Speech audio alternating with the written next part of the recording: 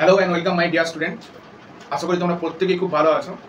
Class 12-এর আরও একটি নতুন চ্যাপ্টার, অর্থাৎ আরও বলা ভালো যে তোমাদের আরও একটি নতুন কবিতা, ক্লাস 12-এর প্রথম কবিতা হিসাবে আমরা শুরু করতে চলেছি ইউলিসিস কবিতাটি। এক অসাধারণ অনবদ্য কবিতা তোমরা পাঠ করতে চলেছ। চলো আজকের এই কবিতা এবং কবিতার প্রাক মুহূর্তে থাকা কিছু কথা সবটুকু আমরা জেনে নেব আমাদের এই ক্লাসে। प्रचंड बोल मस्तकों के झुंड बाज जंग की घड़ी की तुम गुहार दो।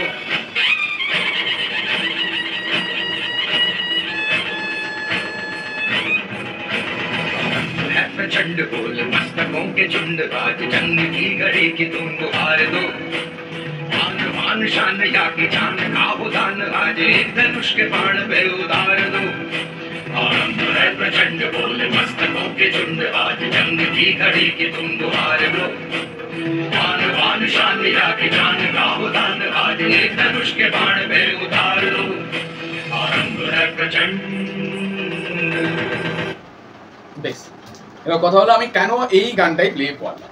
আচ্ছা, যদি একটু অন্য দিক দিয়ে দেখি যে এই গানটার মধ্যে একটা মোটিভেশন স্কিল আছে, এবং আজকে ক্লাসের টাইটেল ছিল যে মোটিভেশন উইদিন ইয়োর সেলফ, যাকে বলা যায়। অর্থাৎ আমাদের নিজেদের মধ্যেই লুকিয়ে রয়েছে মোটিভেশন।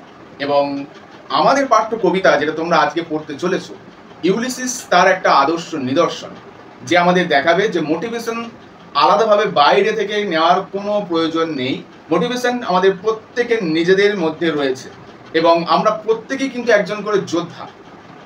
যুদ্ধ মানেই কেবল বহিঃশত্রুর সাথে যুদ্ধ তা নয়, যুদ্ধ আমাদের অন্তরের শত্রুর সাথেও হতে পারে।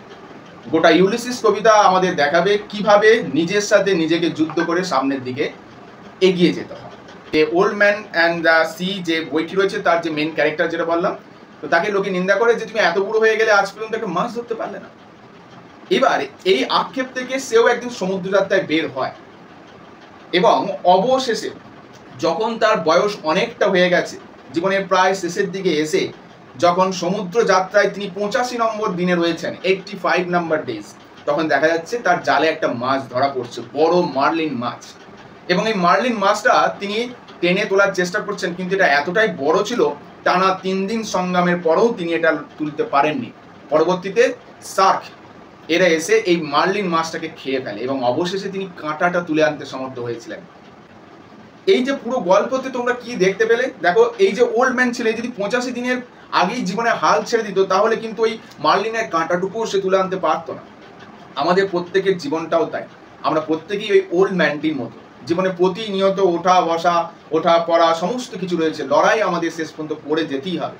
এবং যে এই লড়াইয়ে জয়লাভ করে সামনের দিকে এগিয়ে যাবে, সেই হয়তো হয়ে উঠবে ওই ওল্ড ম্যান, কিংবা আমাদের কবিতার ইউলিসিস। ইউলিসিস এক হার না মানা চরিত্র, যে পরাজিত হতে পারে কিন্তু যে ধ্বংস হতে পারে কিন্তু পরাজিত নয়। অর্থাৎ man can be destroyed, not defeated. গোটা ইউলিসিসের চরিত্র আমাদের সেটাই দেখাবে, কিভাবে বীরত্বকে অবলম্বন করে সামনের দিকে এগিয়ে যেতে হয়, এবং এই বীরত্বের পথে বয়স কোনোদিন কোনো বাধা হতে পারে না। এবার আমরা আসছি ইউলিসিসের সেকেন্ড পোর্শনে, অর্থাৎ আমাদের ইউলিসিস কবিতাটির পরবর্তী অংশ লিখেছেন কে? লিখেছেন অ্যালফ্রেড লর্ড টেনিসন। ইন্ট্রোডাকশনে কি বলা হচ্ছে দেখো, Ulysses was written in 1833। Ulysses লেখা হয়েছিল 1833 সালে, লিখেছিলেন অ্যালফ্রেড লর্ড টেনিসন। এই অ্যালফ্রেড লর্ড টেনিসনের পরিচয় একটু পরে আমরা জানবো, তবে আর একটা কথা জেনে নিই যে এই কবিতার যেটা ফর্ম, সেটা কি দেখো লেখা রয়েছে, ড্রামাটিক মনোলগ। অলরেডি তোমরা ড্রামাটিক মনোলগের সঙ্গে ক্লাস 11-ই পরিচিত হয়েছে সেকেন্ড সেমিস্টারে, যেখানে মাই লাস্ট ডাচেস পড়েছিলেন। এবং মাই লাস্ট ডাচেসের যিনি রচয়িতা, অর্থাৎ রবার্ট ব্রাউনিং, তিনি কিন্তু এই ড্রামাটিক মনোলগ রচনার ক্ষেত্রে একেবারে যাকে বলা যায় সিদ্ধহস্ত। সেখানেও আমি তোমাদের ড্রামাটিক মনোলগ কি বলেছিলাম, তবু আর একবার আমি যখন ফর্মটা নিয়ে আলোচনা করবো আজকে ক্লাসে, একটু পরে সেটা বলে দেবো। শুধু এখন শোনো, এটা ড্রামাটিক মনোলগ ফর্মে লেখা। এবার কথা হলো, ইউলিসিস তো একটা বললাম বীর ক্যারেক্টার, যার কাছে বয়স কোনো বাধা হতে পারে না, বয়স কেবল একটা সংখ্যা মাত্র। এই ইউলিসিস চরিত্র কি তাহলে কবি অ্যালফ্রেড লর্ড টেনিসনের সৃষ্টি? না, অ্যালফ্রেড লর্ড টেনিসন আলাদা করে ইউলিসিস চরিত্রের সৃষ্টি করছেন না। ইউলিসিস চরিত্রের হাব ভাব তিনি ধার নিচ্ছেন গ্রিক মহাকবি হোমার এবং আরেকজন বিখ্যাত কবি দান্তে। সেই দান্তে এবং হোমারের লেখা দুই গ্রন্থের প্রধান চরিত্র ছিল কিন্তু এই ইউলিসিস। হোমার যে বইটি লিখছেন অর্থাৎ ওডেসিস, দ্য ওডেসিস, সেই ওডেসিয়াসেরই ইংলিশ ফর্ম হলো ইউলিসিস। গ্রিকে যাকে বলা হয় ওডেসিয়াস, তাকে ইংরেজিতে বলা হচ্ছে ইউলিসিস। এইবার আমাদের কবি অর্থাৎ অ্যালফ্রেড লর্ড টেনিসন যে ইউলিসিসের কথা বলছেন, that was not the Ulysses of ওডেসিয়াস।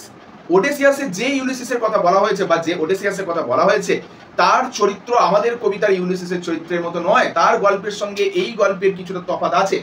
Basically দান্তের লেখা ইনফার্নো থেকে কিন্তু আমাদের কবি অর্থাৎ অ্যালফ্রেড লর্ড টেনিসন ইউলিসিসের চরিত্রের অধিকাংশ রূপটা ধার করেছেন। তবু আবারও বলছি, অধিকাংশ রূপ সম্পূর্ণ নয়, কারণ অ্যালফ্রেড লর্ড টেনিসন এখানে নিজস্বতা প্রয়োগ করেছেন। কি নিজস্বতা?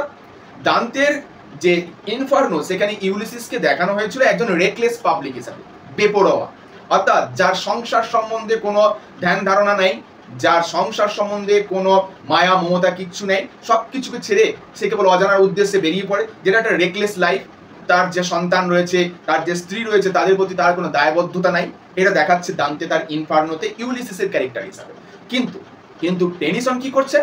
ইউলিসিসের এই বৈশিষ্ট্যগুলোকে গ্লোরিফাই করছেন। তিনি ইউলিসিসকে হিরোইক ক্যারেক্টার হিসেবে তুলে ধরছেন, তার ফল্টগুলো কম দেখাচ্ছেন, ত্রুটিগুলো কম দেখাচ্ছেন। তিনি ইউলিসিসকে প্রেজেন্ট করছেন যে কোনো কিছুর পরোয়া না করে সারা জীবন যে শুধু জ্ঞানের সন্ধানে থাকে। ইউলিসিসের থার্স্ট ফর নলেজের ওপর বেশি করে ফোকাস করছেন আমাদের কবি অ্যালফ্রেড লর্ড টেনিসন। গোটা কবিতায় ইউলিসিসকে তিনি গ্লোরিফাই করেছেন। দান্তে কিছুটা রেকলেস ভাব দেখিয়েছিলেন ইউলিসিসের তার ইনফার্নোতে। এটা হচ্ছে দান্তের সঙ্গে অ্যালফ্রেড লর্ড টেনিসনের তফাৎ। আর হোমারের সঙ্গে তো সম্পূর্ণরূপে তফাৎ আছে। তফাৎটা কোথায় বলি? হোমার তার ওডেসিতে বা ওডেসিয়াসে কি করছেন দেখাচ্ছেন, ইউলিসিস যুদ্ধ শেষ করে বাড়ি ফিরছে এবং ইউলিসিস যাত্রাপথে ফেরার সময় তার সমস্ত তার যে সঙ্গী সাথীরা ছিল সকলের মৃত্যু ঘটছে এবং কেবল ইউলিসিস বা ওডেসিস, আমি ইউলিসিসই বলছি, ওডেসিস বলে তোমাকে ভুলিয়ে যাবে বলে, ইউলিসিস কি করছে? একা ফিরে আসছে তার রাজ্যের নাম কি, হ্যানা কি, সবকিছু আমরা জানবো।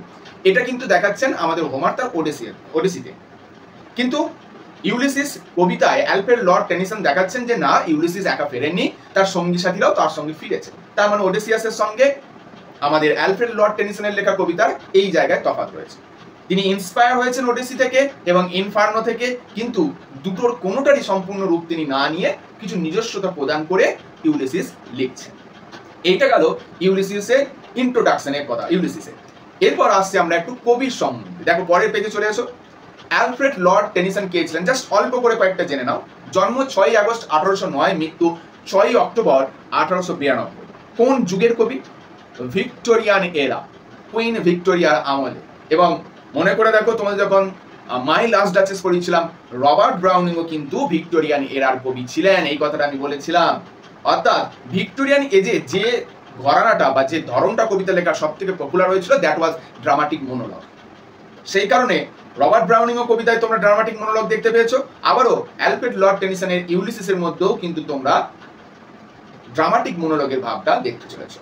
এইবার বলা হয়েছে তিনি পোয়েট লরেট ছিলেন। পোয়েট লরেট মানে ইংরেজ যে রাজসভা, সেই রাজসভার একজন সদস্য বলা যেতে পারে, অন্যতম কবি হিসাবে তিনি পরিচিত ছিলেন। এবং অ্যালফ্রেড লর্ড টেনিসন সেই যুগে দাঁড়িয়ে বা ভিক্টোরিয়ান এরাতে দাঁড়িয়ে সব থেকে বলিষ্ঠ একজন কবি বা লেখক ছিলেন।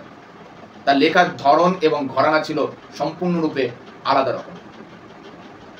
এরপর আসি অটোবায়োগ্রাফিক্যাল এলিমেন্টস। আমি বলেছিলাম যে এই কবিতাটা লেখার পেছনে আমাদের অ্যালফ্রেড লর্ড টেনিসনের কিছু ব্যক্তিগত জীবনের ছাপ আছে। অ্যালফ্রেড লর্ড টেনিসনের একজন খুব ভালো বন্ধু ছিল, যার নাম হচ্ছে গিয়ে আর্থার হেনরি হ্যালাম। এই আর্থার হেনরি হ্যালাম এবং লর্ড টেনিসন বলতে গেলে একেবারে ওই আমরা সোজা বাংলা যাকে বলি হরিহর আত্মা। খুব প্রচন্ড পরিমাণে বন্ধুকে তিনি ভালোবাসতেন এবং তিনি বন্ধুকে এতটাই ভালোবাসতেন যে অ্যালফ্রেড লর্ড টেনিসন চেয়েছিলেন তার বোনের সঙ্গে এই আর্থার হেনরি হ্যালামের বিবাহ হোক, কিন্তু দুর্ভাগ্যবশত হার্ট অ্যাটাকে মারা গেছিলেন আর্থার হেনরি হ্যালাম খুবই অল্প বয়সে মারা গেছেন। এবং মাত্র যখন 22 বছর বয়স তখন তিনি মারা যাচ্ছেন এবং তার দুঃখে শোকাতুর হয়ে পড়ছেন অ্যালফ্রেড লর্ড টেনিসন। তার ক্রিয়েটিভিটি কমে আসছে, কবিতা তিনি লিখতে পারছেন না। তখন আর্থার হেনরি হ্যালামের যিনি পিতা বা বাবা, তিনি অনুরোধ করেন যে টেনিসন, তুমি তোমার বন্ধুকে অমর করে দিতে কোনো একটা লেখনী রচনা করো। টেনিসন তখন রচনা করেছিলেন একটা এলিজি, যার নাম ছিল ইন মেমোরিয়াম। এবার এই যে এলিজিটা তিনি রচনা করেছিলেন, এলিজি জিনিসটাকে আগে বলে দিই। এলিজি বলতে কারো শোকে বা দুঃখে তার স্মৃতিচারণ করে, তাকে উদ্দেশ্য করে, ডেডিকেট করে যখন কোনো কিছু কবিতা লেখা হয় সেটাকে বলা হয় এলিজি। তো যেহেতু আর্থার হেনরি হ্যালামের স্মৃতির উদ্দেশ্যে তাকে ডেডিকেট করে দুঃখজনক কবিতা লিখেছিলেন ইন মেমোরিয়াম, সেই কবিতাটাকে বলা হচ্ছে গিয়ে এলিজি। এইবার এই এলিজিটা লেখার পর, অর্থাৎ ইন মেমোরিয়াম লেখার পরে রচনা করেছিলেন ইউলিসিস 1833 খ্রিস্টাব্দে অ্যালফ্রেড লর্ড টেনিসন। এবং অ্যালফ্রেড লর্ড টেনিসন নিজেই বলেছিলেন, নিজেই কোনো এক সাক্ষাৎকারে বলেছিলেন যে আমাকে ইন মেমোরিয়াম যতটা না প্রেরণা দেয় তার থেকেও বেশি ইউলিসিস প্রেরণা দেয়, কারণ ইউলিসিস আমাকে শিখিয়েছে যে কিভাবে মুভ অন করতে হয়। দুনিয়ার কাজ বা দুনিয়ার ধর্ম থেমে থাকার নয়, দুনিয়ার ধর্মই হলে এগিয়ে চলে, এবং সেটাই তোমরা রাইডার্স টু দ্য সিতে পড়েছিলে। রাইডার্স টু দ্য সিয়ে সবার শেষে গিয়ে দেখেছিলে acceptance is equals to happiness, এবং সেই রিয়েলাইজেশনটাই কিন্তু ঘটেছিল আমাদের অ্যালফ্রেড লর্ড টেনিসনে। তিনি বুঝেছিলেন যে কিভাবে সমস্ত কিছুকে অতিক্রম করে সামনের দিকে জীবনে এগিয়ে যেতে হয়, এবং এগিয়ে যাওয়ার মধ্য দিয়ে অতীতকে ভুলে গিয়ে নতুন করে বাঁচতে শেখা যায়, এবং সেটাই প্রমাণ করেছে ইউলিসিস। ইউলিসিস দেখিয়েছে জীবনে এগিয়ে চলার নামই হলো জীবন, থেমে থাকা মৃত্যু। যদি আমরা থেমে থাকি তবে তা মৃত্যুর সমান, যদি এগিয়ে চলি তবেই সেটা জীবন, আদারওয়াইজ একটা পাথর এবং একটা মানুষের মধ্যে কোনো তফাৎ থাকে না। এটা ছিল তার ব্যক্তিগত টাচ। কেন তিনি ইউলিসিস রচনা করছেন? কারণ ইউলিসিসের মাধ্যমে তিনি তার এই কষ্ট বা দুঃখ থেকে এসকেপ বা পলায়ন করতে চেয়েছিলেন। এরপর হিস্টোরিক্যাল ব্যাকগ্রাউন্ডে ফিরে আসছি। আমি প্রথমেই বলেছি ইউলিসিস এসেছে হোমারের লেখা ওডিসি থেকে, ওডিসিয়াস চরিত্র থেকে, তাহলে অবশ্যই এটা একটা হিস্টোরিক্যাল ক্যারেক্টার। গ্রিক মহাকাব্য হলো ওডিসি এবং ইলিয়াড। ইলিয়াড এবং ওডিসি এই দুটো মহাকাব্য, ইলিয়াড প্রথমে রচনা হচ্ছে। ইলিয়াডটা জানতে গেলে আমরা প্রথমে একটু গল্প শুনি, হ্যাঁ, যুদ্ধের গল্প যাকে বলা যায়। আমার বিশেষ কিছু ভয় পাওয়ার কিছু নেই, এই যুদ্ধের গল্প তোমাদের বিশেষ কিছু যে মনে রাখতে হবে তা নয়, কবিতাটা পড়তে গেলে একটু শুনতে হবে। যুদ্ধটা হচ্ছে ট্রয়ের যুদ্ধ। ট্রয়ের যুদ্ধকে নিয়ে আমাদের এই পুরো গল্পটা, মানে পুরো কবিতাটা রচিত হচ্ছে। সালটা খ্রিস্টপূর্ব 1194। যে যুদ্ধ শেষ হয়েছিল খ্রিস্টপূর্ব 1184। হ্যাঁ, খ্রিস্টপূর্ব বলে সব সময় সাল কিন্তু বেশি দিক থেকে শুরু হবে, এবং যত খ্রিস্টপূর্বের সাল কমতে থাকবে তত অ্যাডভান্সে যাবে। ওই যে 1194 থেকে থাকবে 1184 বললাম, কারণ তার আগে বিসি আছে, বিফোর ক্রাইস্ট। 1914 থেকে শুরু হয়ে 1194 থেকে শুরু হয়ে 1184 সাল পর্যন্ত চলেছিল। অর্থাৎ যদি তাকিয়ে দেখি টানা 10 বছর যুদ্ধ চলেছিল। এই ট্রয়ের যুদ্ধ সৃষ্টি হয়েছিল সেই এক নারীর কারণে। মানে দুনিয়ায় বড় বড় যুদ্ধ নারীর কারণে সৃষ্টি হয়নি। এই ট্রয়ের যুদ্ধ ছিল সব থেকে বড় যুদ্ধ, যে যুদ্ধ একজন নারীর কারণে সৃষ্টি হয়েছিল। And who was that lady? That lady was Helen. Helen, Helen. Helen ছিলেন গ্রিসের বা গ্রিকদের অভূতপূর্ব সুন্দর একজন নারী, যার সৌন্দর্যে দুনিয়া ছিল মুগ্ধ। এই গ্রিক নারী হেলেনের প্রেমে পড়েন প্যারিস বলে একজন ব্যক্তি, যার আরেক নাম আলেকজান্ডার। স্বাভাবিক ব্যাপার, মানে খুব ভালো ব্যাপার, নারীর প্রেমে পুরুষ করতে পারে, এই নিয়ে তো কোনো বিশেষ যুদ্ধ বাঁধা কি হলো বুঝলাম না। কিন্তু সে নারী যদি আর একজন পুরুষের বিবাহিত স্ত্রী হয় তাহলে তো যুদ্ধ বাঁধবি। অর্থাৎ হেলেন ছিল মেনেলাসের স্ত্রী, যিনি ছিলেন স্পার্টা। গ্রিসের স্পার্টা বলে একটা প্রদেশ রয়েছে, সেই প্রদেশের রাজা। তাহলে মেনেলাসের স্ত্রী হচ্ছেন হেলেন, সেই হেলেনের প্রেমে পড়ল প্যারিস, তাহলে যুদ্ধ তো বাঁধবি। এতদূর পর্যন্ত ঠিক ছিল। আবার এই প্যারিসেরও প্রেমে পড়েছিলেন হেলেন, মানে একা প্যারিস হেলেনের প্রেমে পড়েছিলেন তা নয়, হেলেনও পড়েছিলেন। হেলেন পালিয়েছিল প্যারিসের সঙ্গে, বা বেসিক্যালি বলা যায় প্যারিস হেলেনকে নিয়ে গেছিল ট্রয়তে। এইবার শুরু হলো যুদ্ধ। টানা 10 বছর এই যুদ্ধ চলল, এবং এই যুদ্ধে বিভিন্ন বীররা অংশগ্রহণ করেছিলেন। সেই বীরেদের মধ্যে একজন অন্যতম হলেন ওডেসিয়াস, যাকে আমরা ইউলিসিস বলেছি। যুদ্ধটা কেমন হয়েছিল একটু বলি, কিভাবে সমাপ্ত হয়েছিল। ট্রয়ের যুদ্ধ যখন চলছে, ঠিক আছে, এইবার এই ট্রয়ের যুদ্ধে একটা ঘোড়া দেওয়া হয়েছিল, কাঠের ঘোড়া। দেখো একটু পরে তোমাদের ছবি দেওয়া আছে, একটু পরে একটা ছবি দেওয়া হয়েছিল, বিশাল আকৃতি কাঠের ঘোড়া দেওয়া হয়েছিল। কাদেরকে দেওয়া হয়েছিল না, এই যে গ্রিকদের যিনি দল ছিল আর মানে গ্রিকদের যেটা দল আর কি, গ্রিকরা কি করেছিল না, এদেরকে প্রথমে গ্রিকরা বলেছিল যে অনেকদিন যুদ্ধ চলছে, আমরা পরাজয় স্বীকার করছি, আমরা কাজ করে আমরা ফিরে যাচ্ছি, কিন্তু যাওয়ার আগে আপনাদের এই একটা বিশাল আকৃতির ঘোড়া উপহার দিয়ে যেতে চাই। তো এই যে ছবিতে ঘোড়াটা দেখতে পাচ্ছ, সেই ঘোড়াটা তারা যাওয়ার আগে উপহার দিয়ে গেছিল, একটা কাঠের ঘোড়া। তো এরা খুবই খুশি হয়েছিল, গিফট কে না নিতে চায় বলো, আমাকে যদি গিফট দাও আমি নেবো, তোমাকে যদি গিফট দিই তুমিও নেবে। এরাও খুশি হয়েছিল, ঠিক আছে। তো এরা যথারীতি গিফটটা এনে রেখে দিয়েছিল এবং প্রচন্ড আনন্দ উল্লাস করছিল, যেমনটা হয় যুদ্ধে জয়লাভ করলে স্বাভাবিক একটা ব্যাপার। কিন্তু এখানেই ছিল আসল কাণ্ডটা। এই বিশাল আকৃতি ঘোড়ার ভেতরে লুকিয়েছিল একদল সৈন্যবাহিনী, সেটা বিপক্ষ দল টেরও পায়নি। রাত্রিবেলায় যখন প্রত্যেকে ধরো সুরাটুরা পান করে মদ্যপান করে একেবারে ক্লান্ত হয়ে রাত্রিবেলায় শুয়ে আছে, তখন ঘোড়ার পেট থেকে এরা বেরিয়ে এসেছিল এবং দুর্গের দরজা খুলে দিয়েছিল। তখন গ্রিক বাকি বাহিনী এসে আক্রমণ করেছিল এদের ওপর এবং এরা যুদ্ধে পরাজিত হয়েছিল। এভাবেই ছলনার মাধ্যমে শেষ হয়েছিল ট্রয়ের যুদ্ধ। তোমরা বলতে পারো স্যার ছলনার মাধ্যমে শেষ হলো, কিন্তু ওই যে একটা কথা আছে যে everything is fair in love and war, অর্থাৎ ভালোবাসা এবং যুদ্ধ সমস্ত কিছুই চলে যাকে বলা যায়। ঠিক এই ধ্যান ধারণাকে কাজে লাগিয়ে কিন্তু গ্রিকরা জয়লাভ করেছিল এই ট্রয়ের যুদ্ধে। এবং গ্রিকদের জয়লাভের এই কারিগরের পেছনে একজন অন্যতম কারিগর ছিল ইউলিসিস। ইউলিসিস ছিল একজন বিচক্ষণ রাজা, চরম বুদ্ধি ছিল। এরপর এই ট্রয়ের যুদ্ধ শেষ করার পর ইউলিসিস 10 বছর আরো বিভিন্ন অ্যাডভেঞ্চারাস অভিযান করে অবশেষে তার রাজ্য ইথাকাতে ফিরে এসেছিল। তাহলে ইউলিসিসের রাজ্য হচ্ছে ইথাকা। ইথাকা দেখো আছে তোমাদের ইথাকা। এবার এই ইথাকায় ফিরে আসার পূর্বে মাঝখানে যে 10টা বছর ইউলিসিস কাটিয়েছে, সে তার জীবনের সব থেকে অ্যাডভেঞ্চারাস লাইফটা কাটিয়েছে, যে লাইফে এসে বিভিন্ন ধরনের মানুষের সম্মুখীন হয়েছে, বিভিন্ন ধরনের শাসন ব্যবস্থার সম্মুখীন হয়েছে এবং বলা যেতে পারে ইউলিসিসের মধ্যে মডার্নিজম অনেক বেশি করে প্রবেশ করেছে।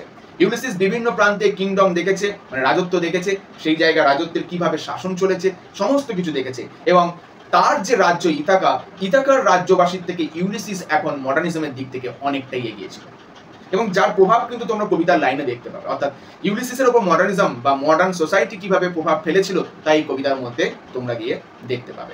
এইটা ছিল বলতে গেলে ট্রয়ের যুদ্ধের বিবরণ। এই ট্রয়ের যুদ্ধের পর যে 10 বছরের অ্যাডভেঞ্চারাস লাইফ সেটা ওডেসিয়াসে বলা হয়েছে। ট্রয়ের যুদ্ধটা নিয়ে বলা হয়েছে ইলিয়াডে। হোমারের লেখা ইলিয়াড গ্রন্থে ট্রয়ের যুদ্ধ নিয়ে বলা আছে, হোমারের লেখা ওডেসিয়াস গ্রন্থে বা ওডিসি গ্রন্থে এই ওডেসিয়াসকে নিয়ে বা আমাদের ইউলিসিসকে নিয়ে বর্ণনা দেওয়া আছে। দুটোই মহাকাব্য গ্রিকদের এবং সেই মহাকাব্যিক চরিত্র ইউলিসিসকে নিয়ে আমাদের এই কবিতাটা রচিত হয়েছে।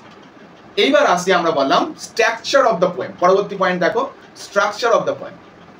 বলা হচ্ছে অ্যাজ দ্য পোয়েম বিগিনস, যখন কবিতাটি শুরু হচ্ছে আমরা যখন পাঠ করবো দেখতে পাবো Ulysses has return to his kingdom, যেটা অলরেডি আমরা বললাম। ততক্ষণে ইউলিসিস কিন্তু ফিরে গেছেন তার রাজত্বে। রাজত্বের নাম দেখে এখানে লেখা রয়েছে Ithaca. Having made a long journey, অর্থাৎ দীর্ঘ যাত্রা করে, home after fighting in the Trojan war, অর্থাৎ ট্রয়ের যুদ্ধে যুদ্ধ করে অবশেষে ইউলিসিস দীর্ঘ একটা যাত্রাপথ শেষ করে পৌঁছেছেন তার রাজ্য ইথাকাতে। এটা কবিতার শুরুতেই দেখতে পাবে। Confronted again by domestic life, সে যেন পুনরায় আবার গৃহস্থ জীবনের দ্বারা আবদ্ধ হয়ে যাচ্ছে। Ulysses expresses his lack of contentment including his indifference towards the savage race. এটা তোমরা একটু কবিতার মাঝে যখন দেখতে হবে তখন ওটাই ব্যাখ্যা করবো। কবি বলছি ইউলিসিস তার জাতিকে স্যাভেজ বলেছেন, বর্বর বলেছেন এবং নিজেকে সেই বর্বর জাতির মাঝে এখন তিনি বেমানান বলে মনে করছেন। Ulysses contrast his present restlessness with his heroic past. Ulysses গোটা কবিতায় তুলনা করছে তার এই বর্তমান অবস্থার সঙ্গে তার অতীতের হিরোইক বা যে একটা কি বলবো অতিরঞ্জিত জীবনটা সে কাটিয়ে এসেছে সেই জীবনটার তুলনা করছে। এবং একটা জায়গায় ইউলিসিস সুন্দর একটা লাইন বলছে, life piled on life or all too little and of one to me little remains। লাইনটার অর্থ আমি এখন বলছি না, যখন কবিতা পড়াবো তখন বলে দেবো। 24 থেকে 26 নম্বর লাইনে এটা রয়েছে। and longs for further experience and knowledge, এবং গোটা কবিতায় আমরা দেখতে পাবো ইউলিসিস অপেক্ষা করছেন কিসের জন্য?